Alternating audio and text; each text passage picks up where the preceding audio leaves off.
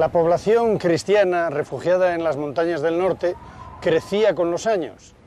Entre el Duero y las montañas había también un sustrato poblacional que había quedado en ese territorio de nadie. Pero a medida que los reinos cristianos iban fortaleciéndose, iban recuperando estas poblaciones y en el momento en que muere, desaparece Almanzor, la línea defensiva pasa definitivamente al Duero e incluso lo traspasa. Estamos en el castillo de Gormaz y esta puerta simboliza el salto que da la Reconquista en el momento que la frontera del Duero se va alejando cada vez más en busca del Tajo. En este territorio se establecen pequeñas poblaciones, pequeños pueblecitos, es una cultura todavía rural porque no hay grandes ciudades, solamente Burgos y León, con su iglesita románica correspondiente. Es una arquitectura eminentemente rural.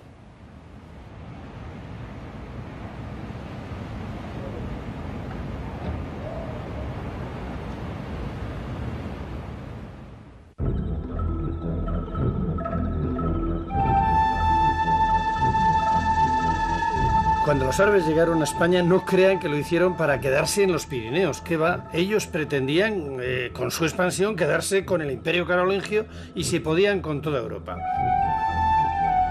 En España, en el norte, encontraron más resistencia y se quedaron sin hacer guarniciones. Por lo tanto, la zona del Duero, toda la meseta norte, era una tierra de nadie, pero no estaba totalmente despoblada.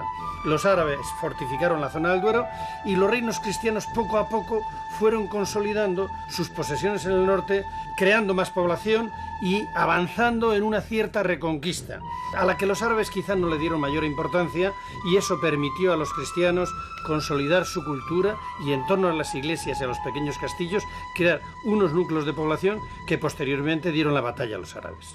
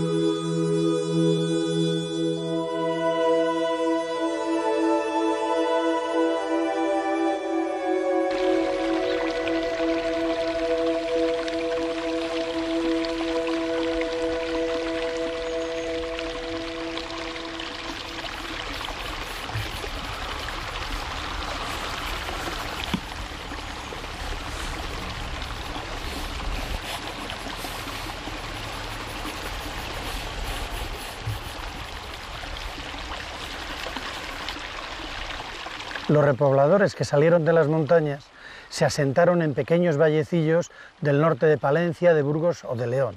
En este valle, llamado Valle Espinoso, se colocó un pequeño pueblecillo y la iglesia se ubicó en un altozano. Es una magnífica iglesia románica que además tiene una condición defensiva.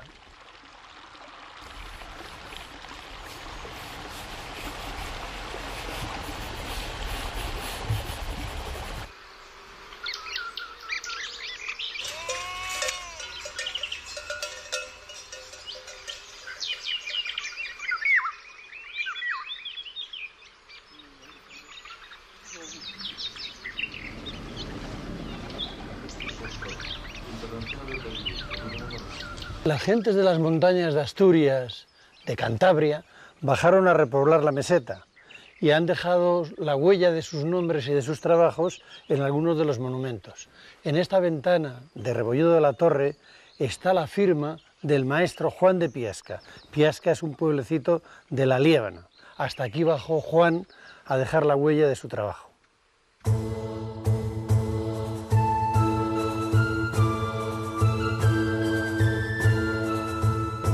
Y así van surgiendo poco a poco pequeñas iglesias y ermitas construidas con materiales sencillos, fundamentalmente mampuesto, cubierta de madera, pero con un concepto común para todas ellas, que es el nuevo románico, el arte que se extiende por toda Europa.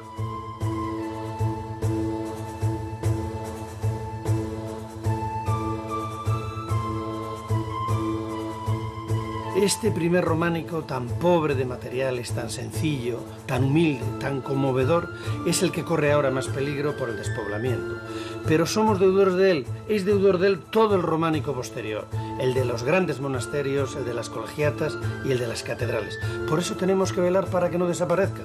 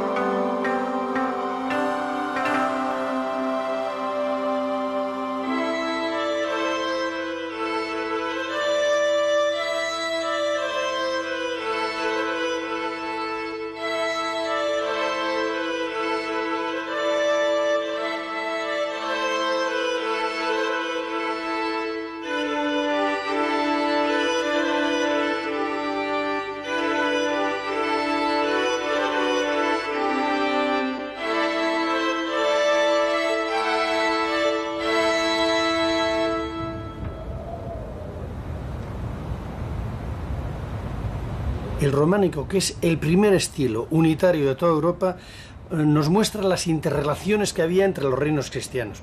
Por ejemplo, en Cervón y en la iglesia desaparecida de la que queda la torre en San Miguel de Yanguas se ve la influencia aragonesa que llega hasta las tierras de Soria, porque probablemente estas tierras fueron repobladas con cristianos de origen pirenaico.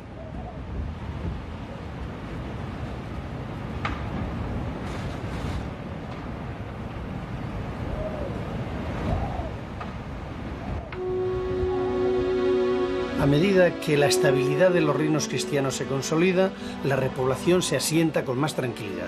Entonces pueden acometer ya la construcción de nuevas iglesias con materiales mejores, fundamentalmente con sillería, que es como la conocemos.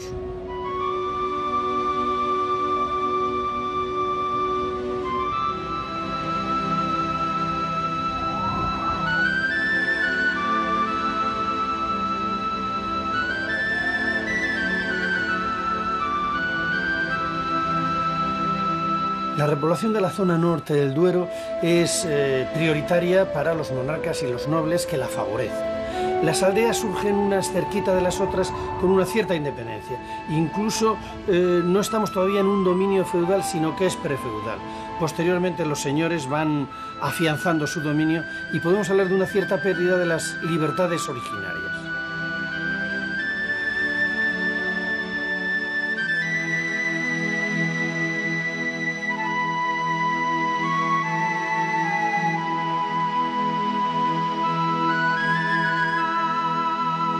San Quirce de los Ausines, Matalbaniega, San Vicentejo de Treviño o la ermita de Virgen del Val del Vallespinoso son ejemplos del magnífico románico rural de repoblación que se produce en aquellos años del siglo X, XI y hasta el XII.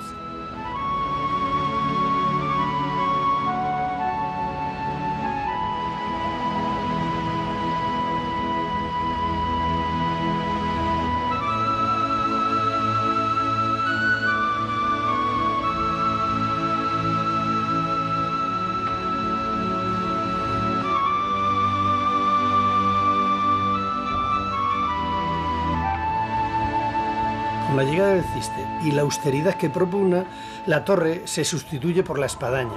Esta da mucha personalidad a las nuevas iglesias que se implantan en el paisaje, como Valdegama o especialmente San Pedro de las Perdices, con 4 troneras con campanas magníficas.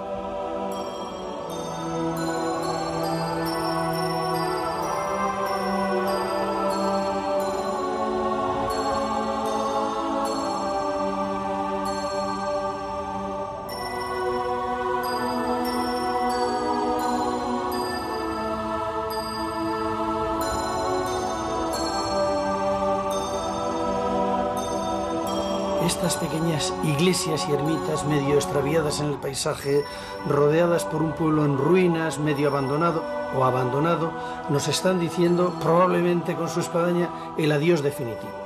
Realmente tenemos que hacer algo para evitar su desaparición.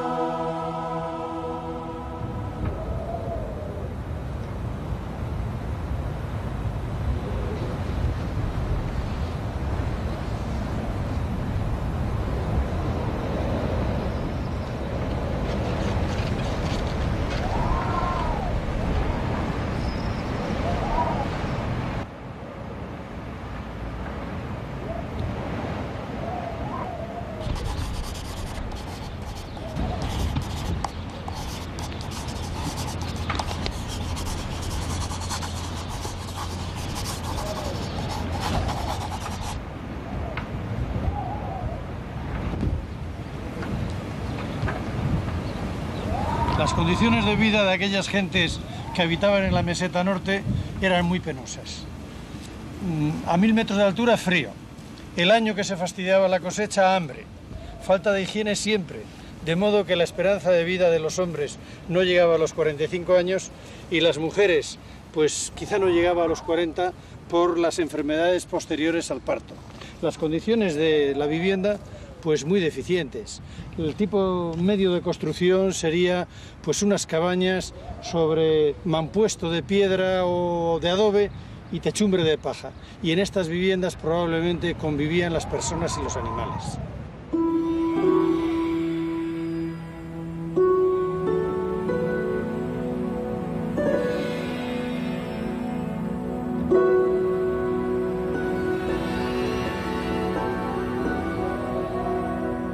En una fuente judicial de Frisia se dice: «He aquí lo que es un pueblo, el lugar donde se celebran el bautismo, el entierro y las asambleas». Los cristianos que llegan del norte se organizan en aldeas en torno a la iglesia, y como esta de San Martín de las Rejas de San Esteban, aparecen los pórticos, que es el elemento de unión entre el templo y los nuevos pobladores.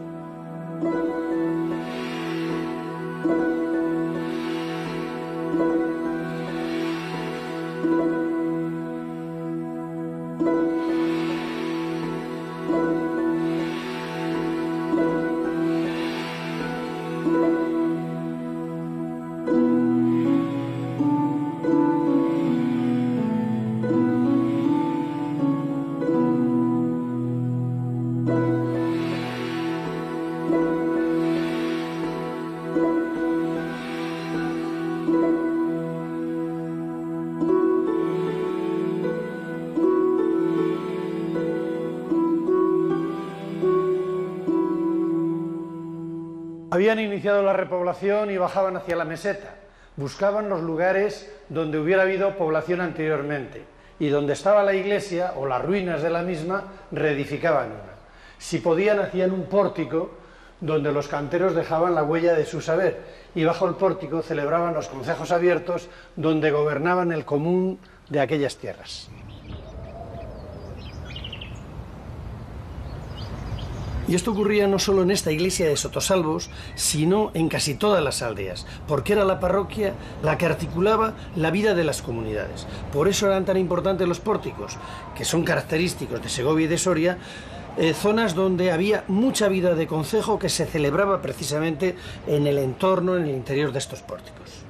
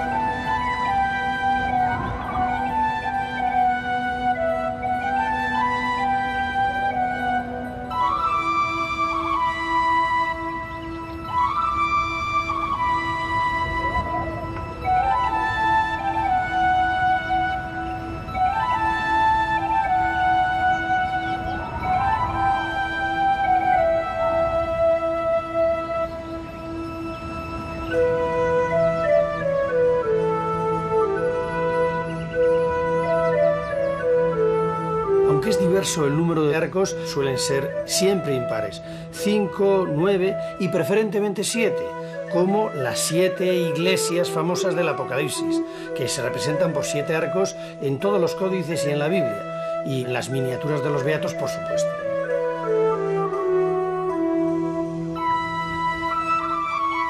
Esta iglesia de Domeñaca, en la provincia de Soria, es un ejemplo muy bueno de lo que vengo diciendo.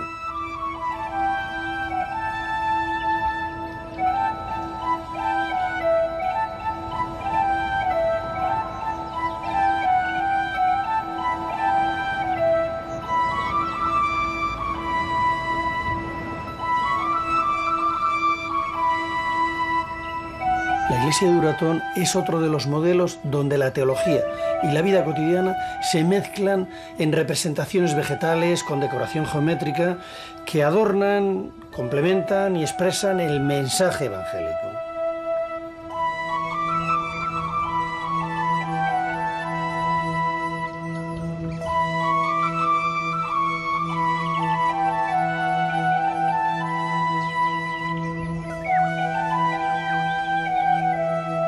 Entre las pequeñas aldeas siempre hay una que está mejor comunicada, que es mayor, que gana la primacía. Esa es la villa. En su entorno está la tierra. Así se constituyen las comunidades de villa y tierra, que dan lugar a la aparición de comercio, de artesanado y de una pequeña industria. Por lo tanto, son capaces de construir iglesias mayores como la de San Miguel en San Esteban de Gormaz, que es la primera iglesia porticada de Soria a finales del siglo XI.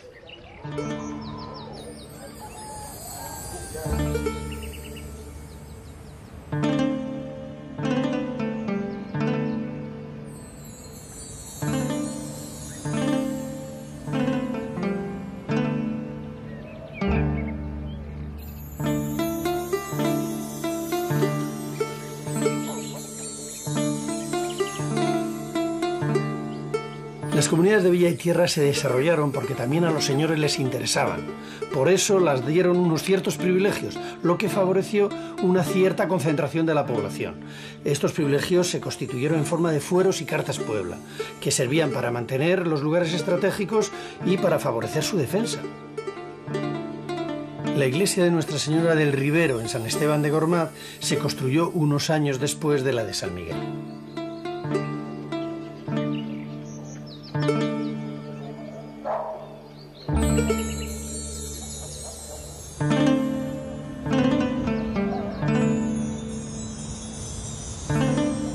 De la pujanza de las comunidades de villa y tierra da fe que la comunidad de Caracena llegó a tener en el siglo XII hasta 3 parroquias, la de Santa María de Barrio Gormaz, San Pedro y Santo Domingo.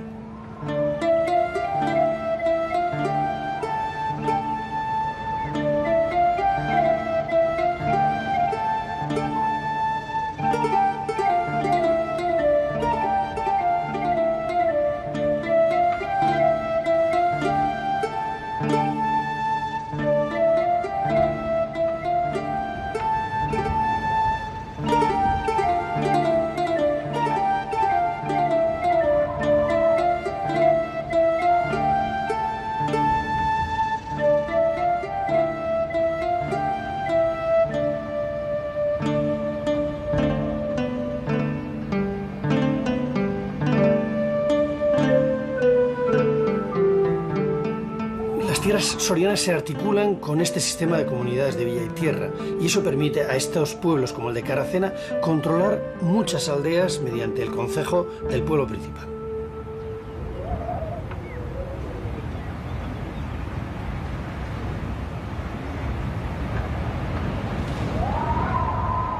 Era tan importante la repoblación de las tierras del Duero para los reyes que, por ejemplo, Alfonso VI, en el año 1076, otorga los fueros de Sepúlveda y no importa en estos fueros la procedencia o la condición social o humana de los nuevos pobladores. Pueden ser ladrones, asesinos o caballeros, todos son bien recibidos.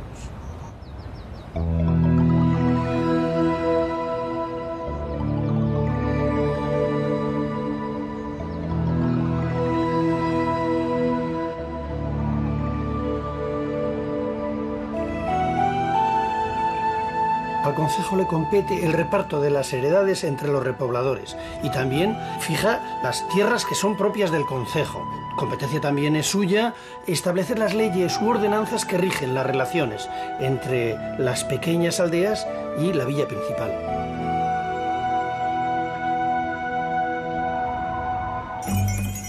Ágreda es un buen modelo de repoblación soriana y también muy buen modelo del urbanismo medieval. La torre de la iglesia de San Miguel es el mejor resto románico del barrio cristiano.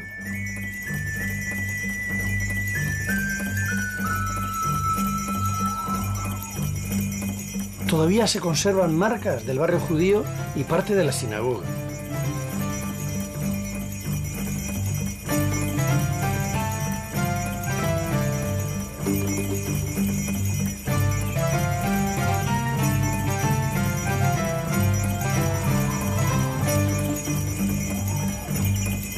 Y a lo que llaman el barrio moro, tiene arcos de herradura en la muralla que domina el valle.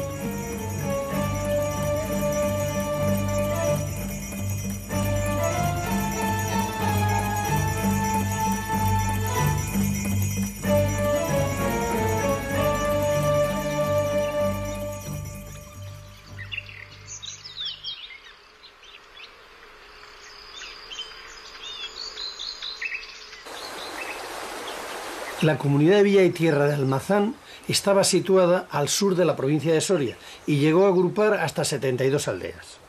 Que era una posición fronteriza se ve y se evidencia en las almenas de la iglesia parroquial de San Miguel, que también tenía que proveer a la defensa.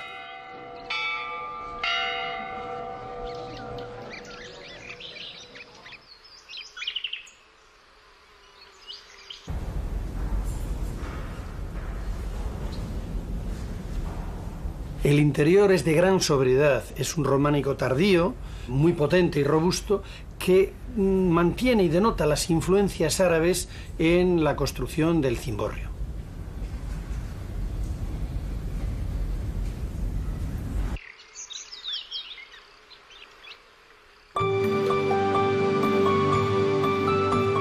Como proceso natural de evolución, surgen las ciudades en torno a las parroquias de los repobladores.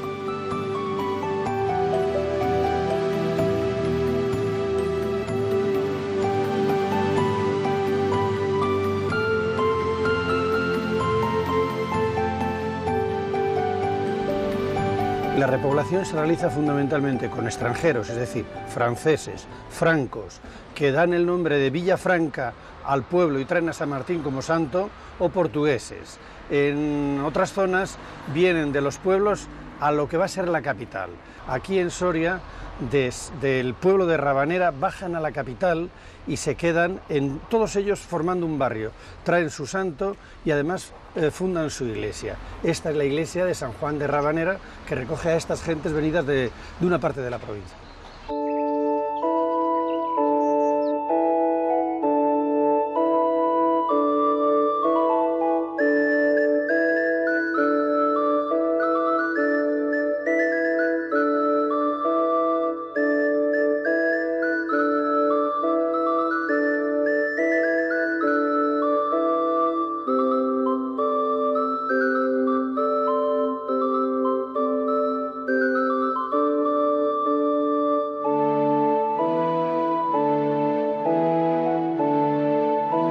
La iglesia de Santo Tomás Cantuariense, Tomás Becket, construida por los maestros de origen inglés Ricardo y Landulfo, se fundó en 1175 en un barrio de repobladores portugueses, que trajo Raimundo de Borgoña para fundar, entre otras ciudades, la de Salamanca.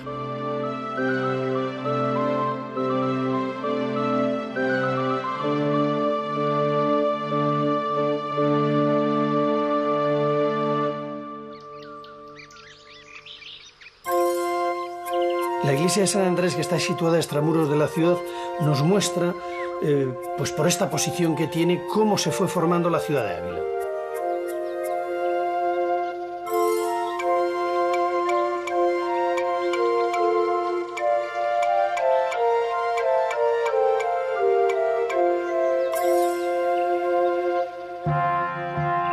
Raimundo de Borgoña no solo repuebla Salamanca, hace las murallas de Ávila, sino que también repuebla Segovia durante la monarquía de Alfonso VI. Y en el año 1088 el románico se instala en muchos barrios de la antigua morería. La iglesia de San Millán, que entonces se construye, tiene proporciones casi de catedral.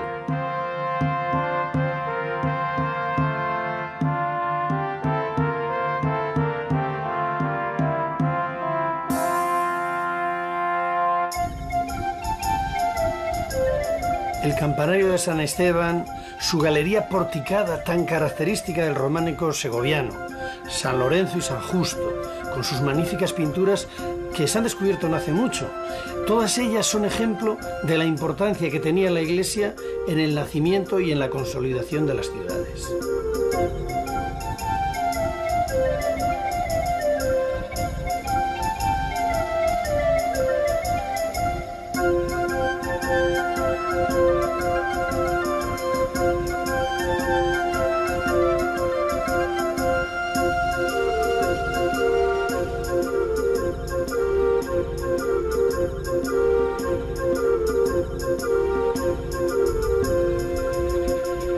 Con el rey Alfonso VI, la frontera del reino cristiano avanza imparable hacia el sur.